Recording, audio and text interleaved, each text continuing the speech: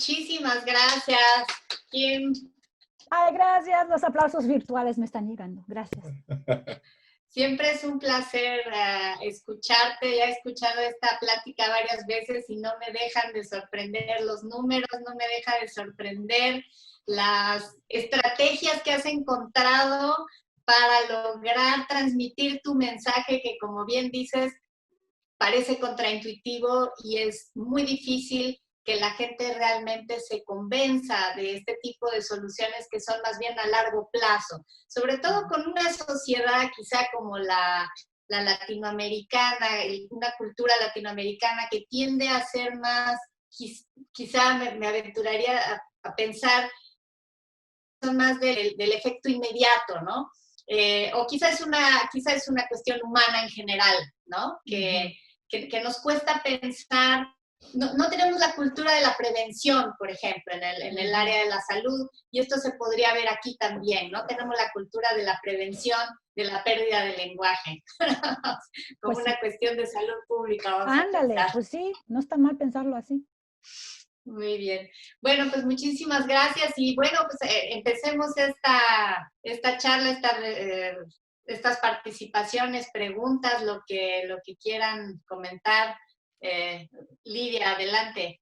A mí me pareció muy interesante lo que comentaba la doctora Potofsky y yo voy a hablar sobre acuerdo a mi experiencia. Yo comencé a dar clases de español para extranjeros y tuve la fortuna de estar en San Antonio. Ahí no hubo una separación, y parece ser que antes sí, pero en este momento no, de hablantes de herencia y de español como lengua, como segunda lengua, pero no como lengua, no, como lengua extranjera, perdón.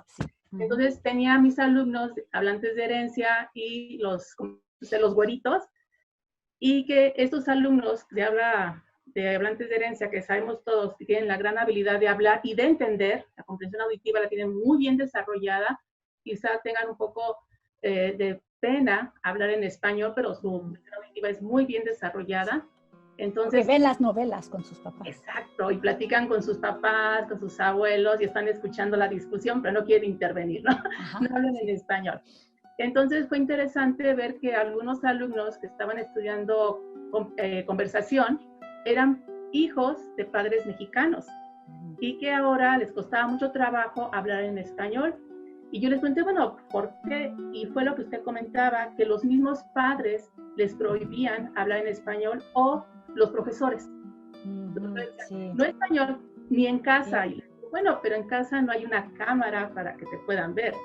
Dice, no, pero es que teníamos que obedecer las leyes, el reglamento. Entonces, estos chicos dejaron su español por esta situación de los profesores o de los padres.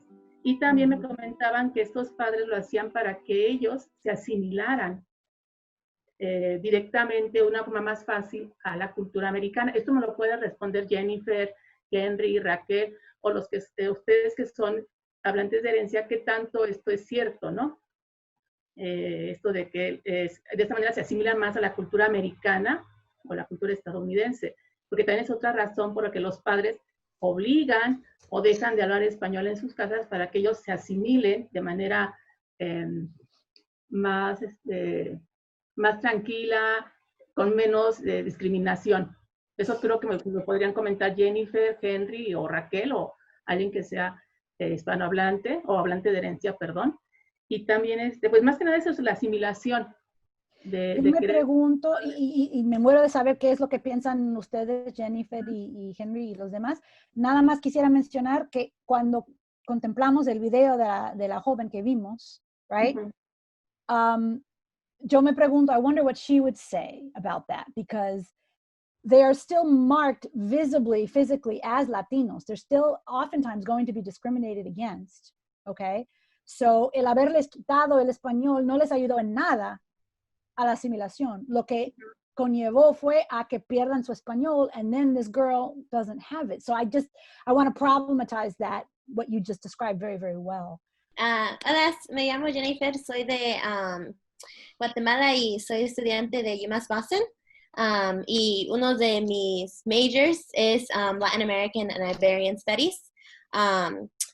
Bueno, cuando yo empecé a aprender inglés, mis papás sí, yo no creo que ellos tampoco entendían inglés tan bien, Entonces que el sistema en que yo entré de educación ya tenía esta idea, este concepto de que cuando entras nada más te enfocas en el inglés. Pero sí yo me acuerdo que, bueno, yo tenía 5, pero yo me acuerdo que los que me estaban enseñando el inglés también hablaban español, pero se enfocaban en nada más hablar el inglés. Entonces, si usted, como había otros alumnos, y si ellos hablaban español contigo y hablabas tu español, no podías hablar español.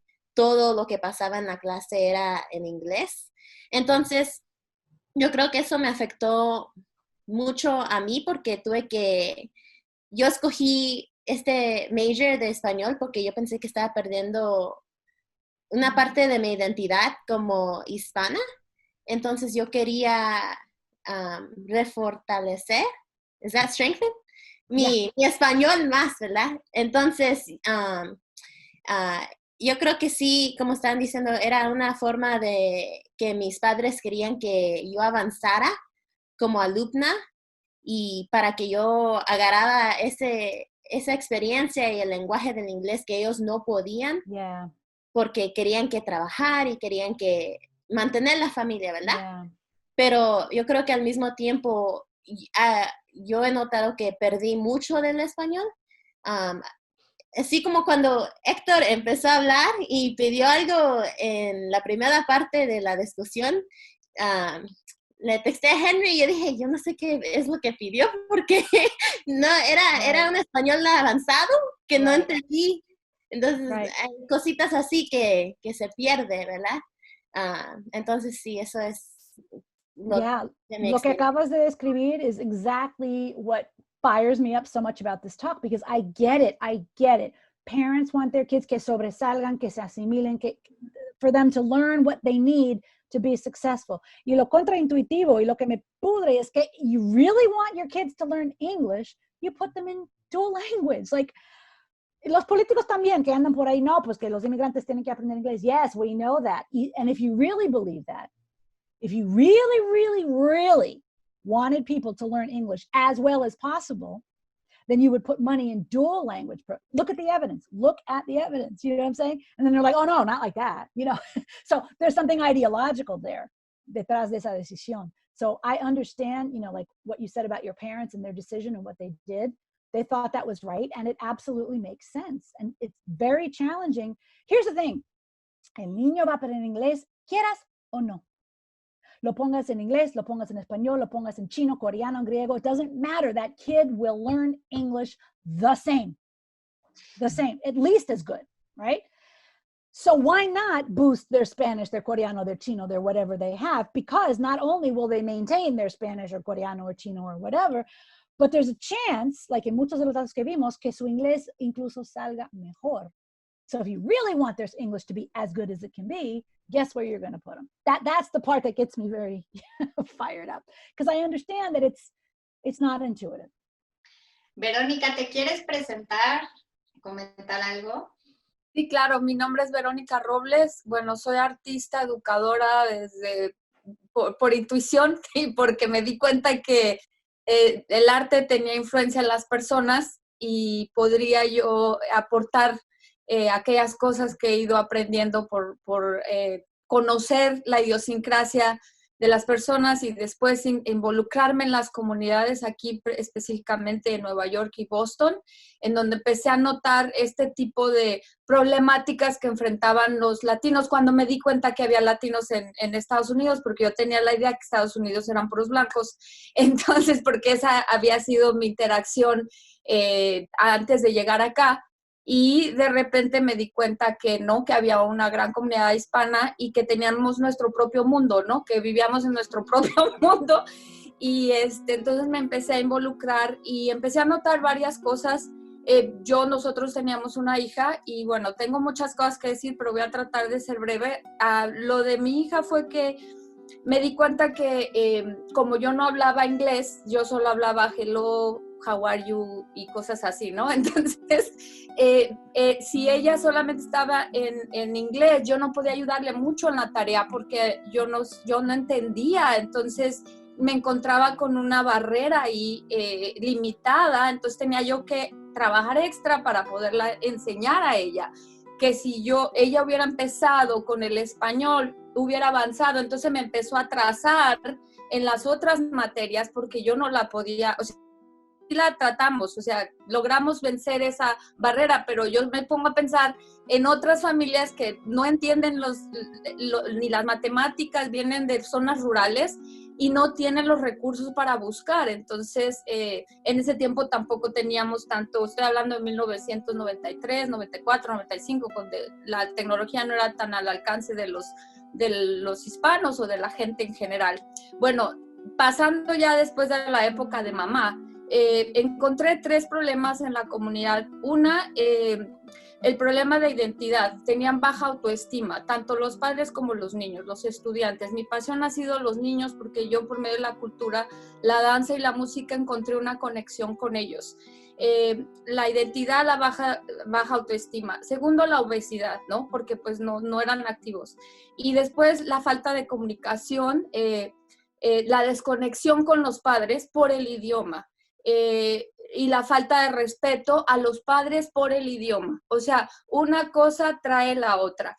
Que los padres querían que sus hijos aprendan el idioma para que no se queden atrás en la escuela. Y los padres quieren aprender inglés por medio de los hijos. Entonces, ¿qué pasa? Hay una transición ahí en donde el niño empieza a adaptarse a la cultura, no solamente al idioma, sino a la cultura de este país.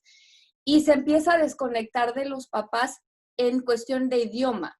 Y llega un momento en que el papá no habla bien inglés, porque obvio lo está aprendiendo del niño. Entonces llega un momento en que el niño habla mejor el inglés que el papá. El niño piensa que el papá es un tonto porque no sabe hablar inglés. Entonces llega un momento en que el papá ya no puede corregir o explicarle al hijo qué es lo que sucede, porque ya no tiene suficiente lenguaje para explicarle el papá y el niño no entiende suficiente español para entender lo que el papá le quiere decir. Entonces, llega un momento que el niño, ya hablando de la cultura, se aculturiza a la forma de la música, la danza de aquí de Estados Unidos. Entonces, ahí se pierde la desconexión total, cultural, porque con los papás ya no comparten la música, los niños ya no escuchan música español, ya no ven la tele en español, ya no les interesa absolutamente nada que tenga que ver con el español en la edad temprana, ¿no? Entonces ya llega un momento en que no hay comunicación, papá llega, le da de comer, lo manda a acostar, porque eso es todo lo que entiende el niño del papá, ¿no? Entonces eso trae el problema social de drogas, por falta de comunicación, porque los chicos no pueden entender lo que los papás tienen, ¿no? Entonces, esos fueron como los problemas que yo empecé a notar y empecé a ver en la comunidad, específicamente de Boston, porque ya hablando de en 1998, en el 2000, que fue cuando yo y mi esposo y mi familia empezamos ya a intervenir en cómo podemos nosotros ayudar con la autoestima a los niños, ¿no? Cómo decirles, hablar español es ok, está bien que hables español, está bien que aprendas español, porque tu español, tu cultura es muy rica y ha traído grandes beneficios al mundo. Ah, sí, ¿de veras? Sí. Entonces se les empieza a enseñar cómo su cultura ha aportado al mundo, cómo este baile es súper lindo, mira, este baile lo presentas ante el público y a los blancos les encanta porque es folclórico, es lindo, es festivo, entonces empiezan a agarrar confianza para darse cuenta que su español y su cultura pueden ser una ventaja en vez de algo negativo en sus vidas, ¿no?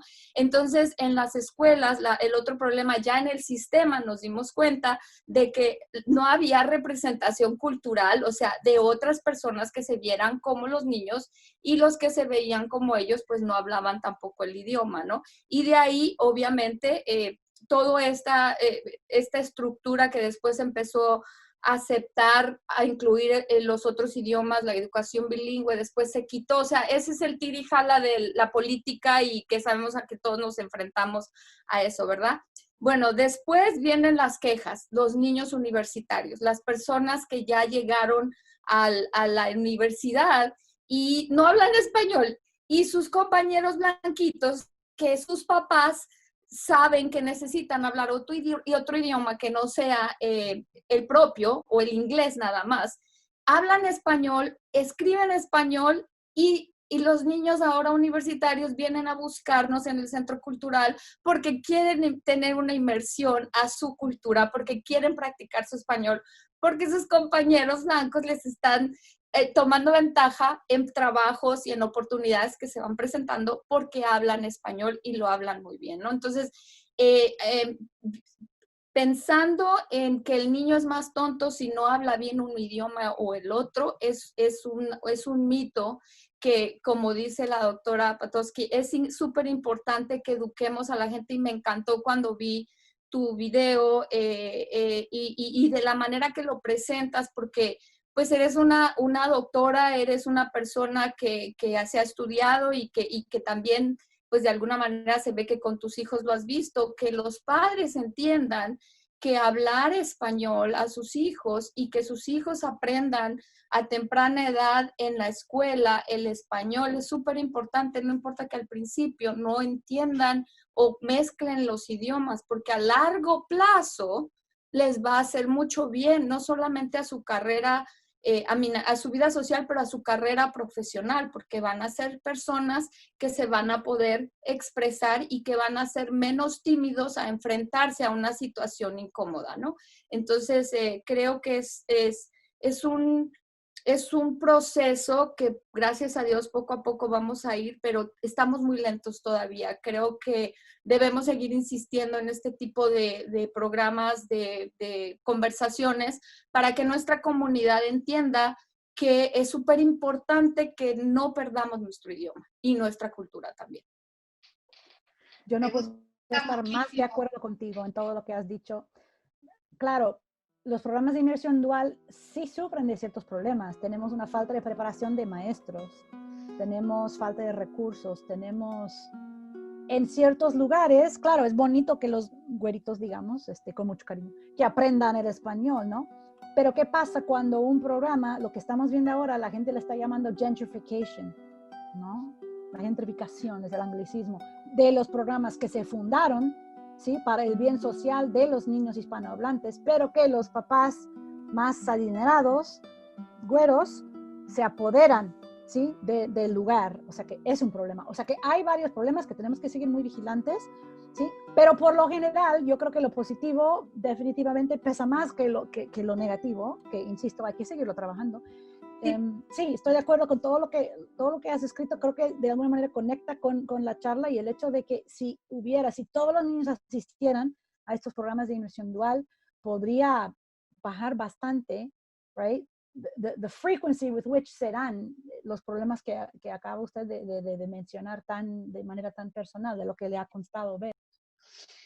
Muchas gracias, Verónica. Realmente el tema de la dimensión afectiva dentro de la atención a los hablantes de español como lengua heredada es crucial, creo yo, tanto como la parte, quizá mucho más que la parte lingüística. En la UNAM Chicago no atendemos a niños, atendemos ya a adultos, ¿no? Adultos que pasaron por cualquiera de estas historias que ha contado Kim, y que llegan a un punto en el que se acercan a la Universidad Nacional de México a decir, bueno, queremos que nos ayuden con nuestro español. Algunos son profesores de escuelas públicas de primaria, algunos trabajan en algún ámbito, necesitan atender a población hispanohablante, como puede ser las áreas de la salud, el trabajo social, la psicología, etcétera.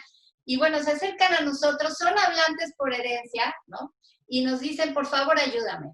Y el contenido del curso tiene un componente, yo diría que más de la mitad de nuestros esfuerzos se enfocan en hacer sentir eso que decías, Verónica, el orgullo, la satisfacción, la conexión cultural de hablar el español. O sea, el sentirse parte de, el tener, o sea, que nuestra autoestima sea alta, sea buena, sea saludable, y muy importantemente, que comprendan su español, o sea, que comprendan que su español no es malo, mocho, pocho, todas las cosas que dijo Kim, ¿no?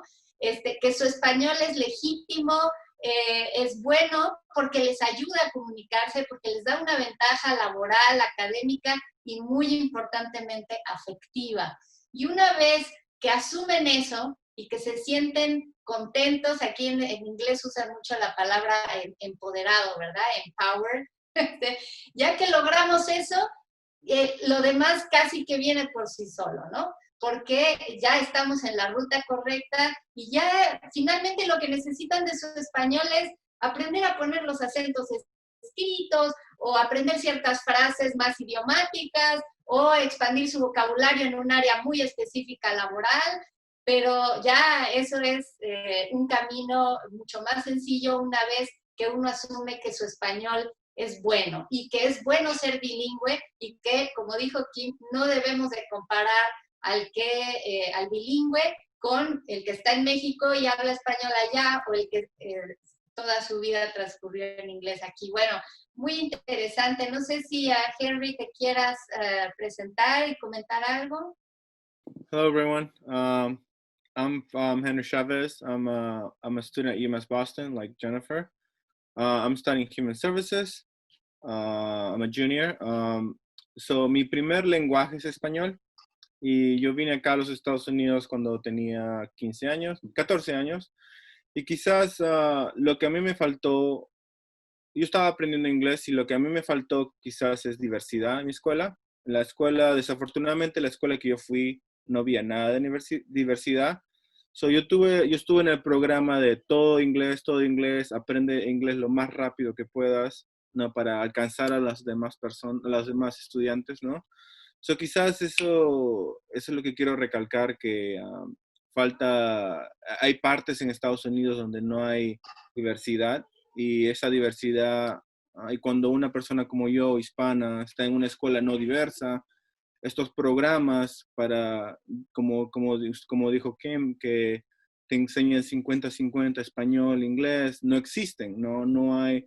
Lo único que existe es un ESL program. Hasta mi profesora de ESL habla inglés, no habla español. La única persona que hablaba español en mi escuela era los Spanish teachers, los profesores que enseñaban español en sí, pero ellos no eran mucha ayuda porque no me dejaban tomar clases de español porque querían concentrarse en mi inglés, querían que aprendiera inglés lo más rápido posible, ¿no? So, quizás uno de los mayores problemas también es la falta de estos programas en las escuelas, ¿no?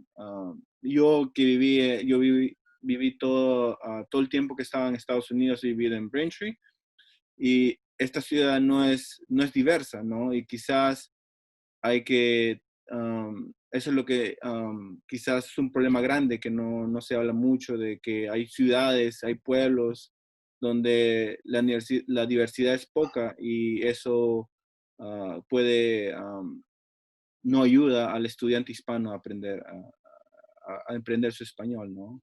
Quizás yo tuve la suerte de estar a los 14 años, ¿no? Ya tuve un español quizás a un nivel bien, pero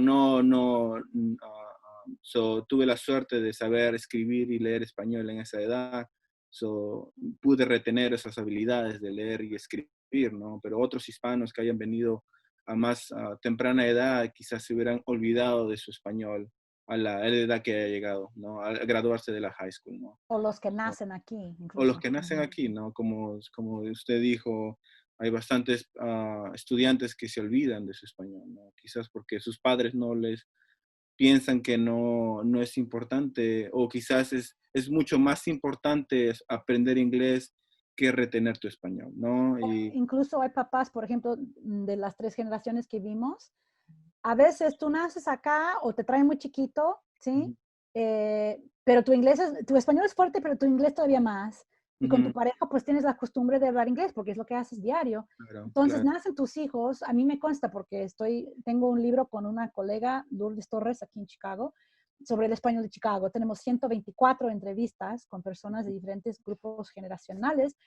Y eso dicen, estás ahí con unos jóvenes de 25, 26 años que son pareja, hablan inglés entre ellos, de repente mezclan español y les preguntas, a ver, ¿tus futuros hijos van a saber español? Oh, sí, es importante. Y, ajá, ¿cómo lo vas a lograr? ¿Cómo lo van a lograr ustedes?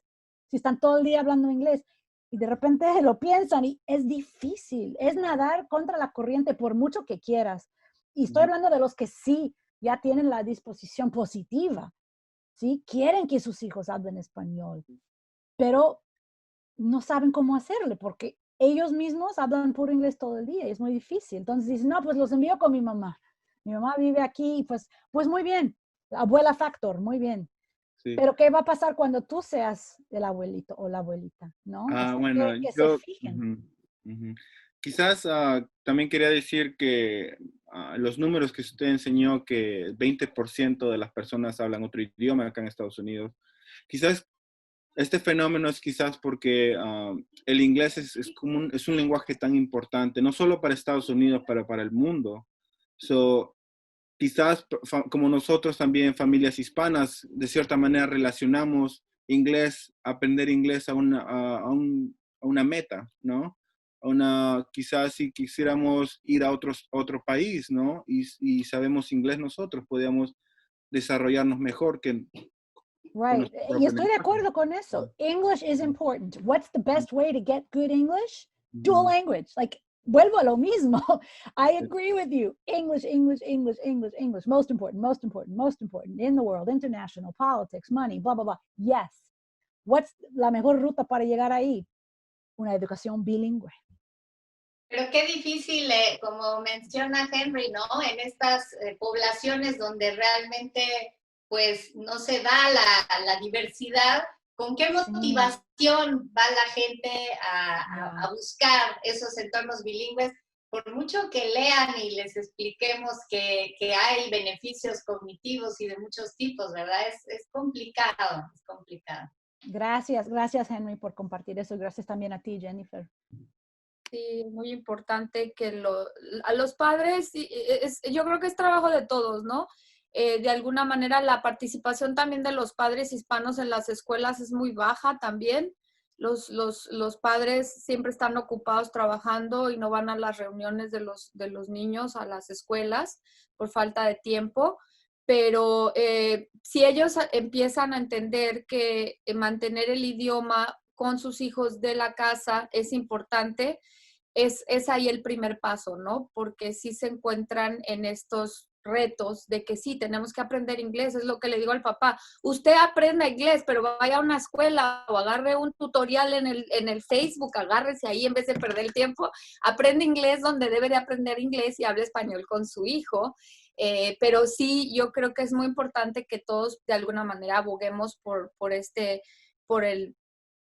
sistema. Y también quiero agradecer a UMass y a la UNAM porque participé en esto el nuevo programa que lanzaron acerca de el lenguaje culturalmente. No me acuerdo ahorita porque se me vino a la mente ahorita, que tienen esta certificación del español cultural. No sé si Héctor me puede ayudar en el nombre, pero me pareció genial. El CIELE. El CIELE, porque me pareció genial porque eso es lo que nosotros en el Centro Cultural hacemos, o sea, aquí no te vamos a enseñar español con el alfabeto y no, te vamos a enseñar la cultura del español de todos nosotros, o sea, que no, ahí aprendes en convivencia, aprendes el español y aprendes las formas culturales, porque una vez que tú entiendes más o menos culturalmente, ya si te dicen, les voy a dar un ejemplo, una venezolana le dijo a una mexicana que por favor le dijera al señor dominicano que le diera la cola, ¿no? Y entonces la mexicana es like, ¡ah! Y el dominicano, imagínate, resulta que darle la cola es que le dé un ride, que le dé un aventón. Entonces, cosas así que si tú aprendes el español de alguna manera en la escuela, culturalmente después ya tú cognitivamente te vas a dar cuenta que esto quiere decir eso, ¿no? O sea, que también tiene un impacto social muy grande. Pero considero que también todos los que estamos conviviendo con diferentes nacionalidades debemos estar abiertos a ese cambio de significados. Por ejemplo, yo he convivido con gente colombiana, venezolana, chilena, y sí hemos tenido algunas expresiones muy divertidas, pero que claro, somos flexibles porque al estar en Estados Unidos o estar en un país que no es el nuestro, pues estamos abiertos a esa variedad de significados de una expresión. Yo creo que también nosotros como latinos tenemos que ser abiertos a este tipo de cosas, ¿no? Sabiendo que el otro compañero o el amigo o el vecino tiene otra nacionalidad. Retomando esto también, esto de la identidad creo que es muy importante. En el caso de CEPETASCO, que es parte de la UNAM, tenemos un curso de español que se llama reforzamiento o, no es cierto, perfeccionamiento del español, y que tiene materias complementarias de cultura, sobre las costumbres de México, por qué somos así los mexicanos, la comida, cómo se origina la comida, y también tenemos de historia, ¿sí? Vamos a decir que desde lo prehispánico, las culturas que de ahí, de alguna manera, el famoso Aztlán, que en el caso de los chicanos o la gente que considera mexicoamericana, busca sus orígenes, ¿no? Entonces creo que es muy importante también darles, no solamente, como dicen, gramática, conjugaciones, verbos, que sí, pero también cosas culturales para que ellos se enorgullezcan y retomen esas raíces desde las clases de cultura en español e historia, que ellos sepan cuáles son sus orígenes y por qué es un orgullo hablar español. Y creo que también los padres tienen un papel muy importante de fomentar la importancia de ser bilingüe.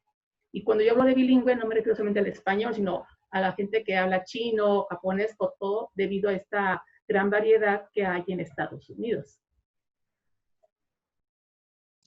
A mí me gustaría nada más comentar que me encanta la presentación de Mi Español Tiene Hambre, porque yo sí he sido testigo de que al final todos tenemos hambre del español. Y no estoy hablando nada más de los latinos, sino ya de una comunidad grande. Quieren aprender, quieren entender, quieren estar, quieren participar. Y el modelo 3, yo también estoy, como digo, reitero mi apoyo y mi interés en que ojalá en un mundo ideal pudiéramos implementar este programa modelo 3, porque como te digo, da la oportunidad a los que todavía no hablan inglés a aprender lo básico en su propio idioma para poder aprender más rápido, porque es cierto, cuando tú hablas 2 idiomas, tu cerebro se expande y encuentra las posibilidades que no podría encontrar solamente siendo monolingüe, ¿no? Entonces sí, aplaudo mucho una vez más y estoy en totalmente apoyo del modelo 3 y que pues ojalá cada vez seamos más y más que entendamos que al final nuestro español siempre va a tener hambre. Pues yo sí me quedo con hambre de continuar esta charla porque hay tanto que decir, tanto que compartir. Realmente mi motivación para hacer el programa de radio Voces del Español que mencionaba Kim al principio ha sido esa, la de dirigirme a esta población que habla español pero que vive en los Estados Unidos y tratar de entender, de documentar y pues de celebrar también esta diversidad.